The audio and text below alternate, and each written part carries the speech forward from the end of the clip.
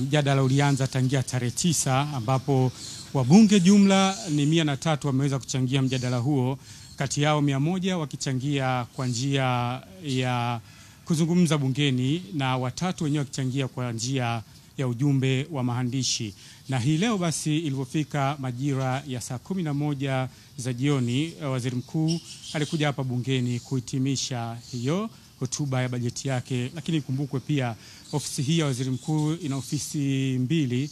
Kuna ofisi ya waziri mkuu sera, bunge na uratibu ambayo yenyewe inasimamiwa na waziri William Lukuvi, lakini pia kuna kazi, ajira, vijana na watu wenye ulemavu ikisimamiwa na Ridhiwani Kikwete, ambao wao kabla ya waziri mkuu kuhitimisha walipata fursa ya kujibu hoja mbalimbali zilizowasilishwa na wabunge, na kisha waziri mkuu akatumia jukwaa hilo kuzungumza na wabunge. Lakini kama inavyofahamika tunaelekea katika uchaguzi mkuu ujao, hivyo waziri mkuu jukwaa hili pia akalitumia kuelezea kuhusiana na maandalizi ya uchaguzi mkuu ujao, akisema tayari tume huru ya uchaguzi imefikia katika hatua nzuri, na mapema mwezi Mei itaanza maboresho ya daftari la kudumu la wapiga kura awamu ya pili. Lakini maboresho hayo yataenda sambamba na kuweka wazi majina ya wapiga kura katika zile mbao za matangazo kwenye vituo. Hebu tumsikilize kwanza waziri mkuu yeye akizungumza katika eneo hili, kisha tutapata kujua mengine ambayo yamejiri katika hitimisho hili la hotuba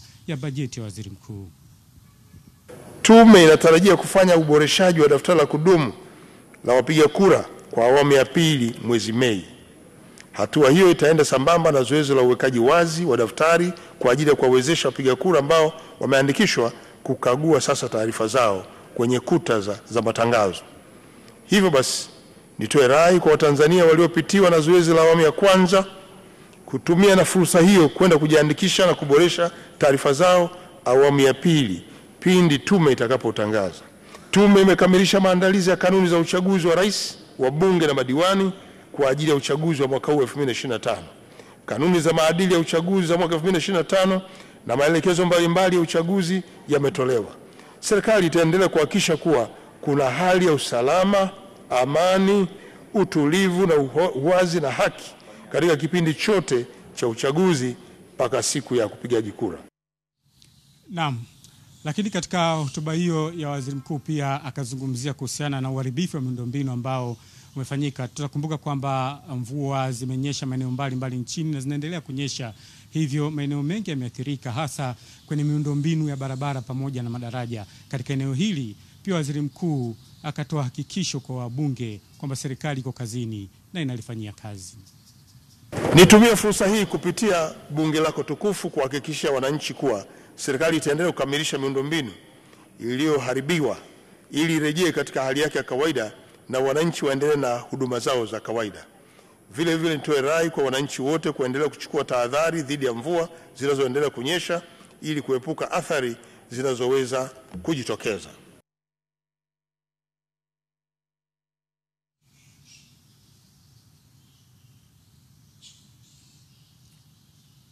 Naam, eneo lingine ambalo mara baada ya kuhitimishwa kwa hotuba hii ya bajeti na bajeti kupita, basi kama kawaida tukawatafuta wabunge kuelezea hisia zao kuhusiana na bajeti hii ya ofisi ya waziri mkuu. Wamepongeza bajeti, lakini pia wametaka vile vipaumbele ambavyo vimewekwa basi vitekelezwe kama ambavyo wabunge wamependekeza. Na katika mjadala huu basi wabunge wengi walizungumzia kuhusiana na swala la miundombinu, swala la maboresho katika sekta nzima ya elimu, ajira kwa vijana pamoja na masuala ya kazi. Hebu katika eneo hili tuwasikilize wabunge wenyewe nao wanasemaje hapo. Ni hili swala la kuhakikisha kwamba haki na usimamizi mkubwa unatendeka katika kipindi hiki cha uchaguzi unaokuja. Kwa hiyo bajeti hii ndio inajenga msingi imara wa demokrasia katika nchi yetu, kuhakikisha kwamba vyombo vitakavyokuwa vinatakiwa kusimamia kazi ya uchaguzi visikwame, na sisi wenyewe katika kuhakikisha madaftari yetu ya wapiga kura yanaboreshwa tusikwame. Kwa hiyo kimsingi na pamoja na udhibiti wa masuala ya rushwa na vyote vimeangaliwa. Kuna majibu ambayo hayajajibiwa moja kwa moja, tunategemea yatakuwepo katika majibu ya kila wizara kwenye bajeti zao. Lakini kwenye specific swala la uchaguzi ambalo lipo ofisi ya waziri mkuu, tumeona wote kwamba bajeti imeshapita, kwa hiyo uchaguzi upo na uchaguzi utafanyika kwa sababu ni jambo la kikatiba na muda wa kikatiba wa kufanya uchaguzi umefika, na imetuhakikishia leo kwa sababu vifungu vimepita vya kwenye bajeti. Kwa hiyo tusubiri uchaguzi, lakini tusubiri mjadala ya kina kwenye wizara nyingine ambazo zilikuwepo katika mjadala wa ofisi ya waziri mkuu. Ninaipongeza serikali yangu kwa sababu swala la uchaguzi ni kitu ambacho wamekuwa wakijipanga miaka yote kuhakikisha kwamba wanakuwa na bajeti yao itakayotosheleza kufanikisha uchaguzi katika nchi yetu. Kwa hiyo kwa hilo tu la kuweza kuwa na bajeti ya kutekeleza kufanikisha zoezi la uchaguzi, mimi kwangu ninafurahi. Naam, kama ulivyosikia, hayo ni maoni ya baadhi ya wabunge mara baada ya hitimisho la hotuba hii ya makadirio na mapato ya matumizi ya ofisi ya waziri mkuu. Lakini kuna eneo lingine nyeti sana ambalo waziri mkuu ameweza kulizungumzia, akisisitiza sasa swala zima la ukusanyaji wa kodi na mapato. Tumsikilize waziri mkuu katika eneo hili, alikuwa akimaanisha kitu gani hasa? Ni katika kipindi cha mwezi Julai hadi Machi mwaka wa fedha 2024/25, Mamlaka ya Mapato Tanzania imekusanya kiasi cha shilingi trilioni 24.05, sawa na ufanisi wa 103.62 ya lengo letu. Aidha, makusanyo hayo ni ya kiwango cha juu kabisa kufikiwa na Mamlaka ya Mapato Tanzania kwa kipindi kama hicho tangu kuanzishwa kwake. Kiasi hicho ni sawa na ongezeko la 77% ikilinganishwa na kiasi cha shilingi trilioni 13.59 zilizokusanywa katika kipindi kama hicho kwa mwaka wa fedha wa mwaka 2020/21. Mheshimiwa Spika, ufanisi katika makusanyo uliofikiwa ni matokeo chanya ya kutekeleza kwa vitendo maagizo na maelekezo ya Mheshimiwa Rais ya kuboresha mazingira ya ulipaji kodi. Asante sana.